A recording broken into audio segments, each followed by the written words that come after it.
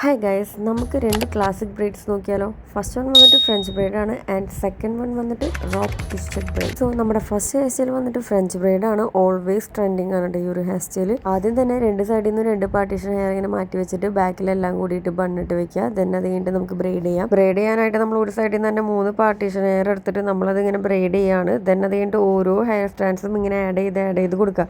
നല്ല ടൈറ്റായിട്ട് ബ്രൈഡ് ചെയ്യുമ്പോൾ അതിൻ്റെതായ നല്ല ഭംഗിയുണ്ടാവും. അതേപോലെ തന്നെ വളരെ തിന്നായിട്ടുള്ള പാർട്ടീഷൻസ് എടുത്തിട്ടുണ്ടെങ്കിൽ നല്ല ഭംഗി ഉണ്ടാവും കാണാൻ, കൂടുതലും ഭംഗി ഉണ്ടാവും കാണാനായിട്ട്. ബ്രൈഡ് ചെയ്ത് കഴിഞ്ഞിട്ട് ഒരു സ്ലൈഡ് വെച്ച് സെക്യൂർ ചെയ്തതിന് ശേഷം ഇതേപോലെ തന്നെ നമുക്ക് അപ്പുറത്തെ സൈഡിലും ചെയ്യാം. 3 പാർട്ടീഷൻ ഹെയർ ഡിവൈഡ് ചെയ്തിട്ട് ആദ്യം ജസ്റ്റ് ബ്രൈഡ് ചെയ്ത് കൊടുക്കുന്നുണ്ട്. ദെൻ അത് കഴിഞ്ഞിട്ടാണ് നമ്മൾ ഓരോ ഹെയർ സ്റ്റാൻഡ്സും ആഡ് ആക്കുന്നത് കേട്ടോ. പിന്നെ എൻ്റെ അടുത്ത് ഒരുപാട് പേര് ചോദിച്ചിട്ടുണ്ടായിരുന്നു എന്ത് ഹെയർ കട്ടാണ് ചെയ്തേക്കണേന്ന്. ഞാൻ ലോങ് ലേയേഴ്സ് ആണ് ഇപ്പോൾ കറൻറ്റ്ലി കട്ട് ചെയ്തേക്കണേ.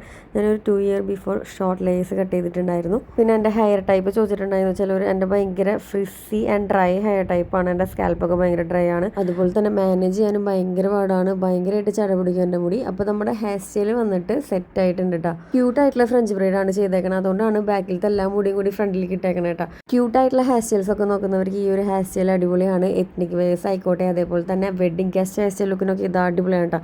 നെക്സ്റ്റ് നമുക്ക് ചെയ്യാനുള്ളത് റോപ്പ് ട്വിസ്റ്റഡ് ബ്രൈഡ്. അത് പാർട്ട് 2 ആയിട്ട് ഇടാം. അപ്പോൾ ബൈ.